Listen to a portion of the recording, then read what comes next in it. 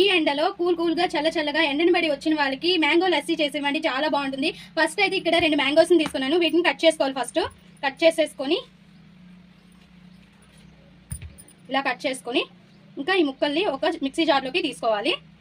ఇంకా ఈ మామిడి పండు గుజ్జంతా తీసుకొని వేసుకున్నాక కూల్ గా ఉన్న చల్లగా ఉన్న మిల్క్ అనేది అప్పుడే తీసుకొని ఫ్రిడ్జ్ లో నుంచి ఇంకా అవి వేసేసేయాలి. ఐస్ క్యూబ్స్ కొన్ని వేసుకోవాలి.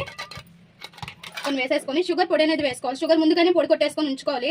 సమ్మర్ లో ఇలా చేసుకొని తాగితే ఉంటుంది లస్సీ, సూపర్ అంటే సూపర్ గా ఉంటుంది. ఇందులోనే కొద్ది ఇలా బ్లెండ్ చేసుకున్న దీనిలోనే పెరుగు వేసుకోవాలి. మనం ఇంకా ఒక 1/4 కప్పు వరకు పెరుగు వేసుకోవాలి.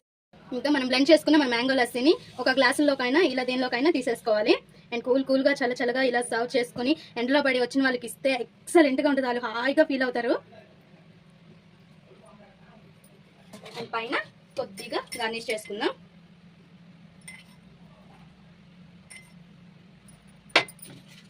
చూసారుగా మన మ్యాంగో లస్సీ రెడీ అయిపోయింది.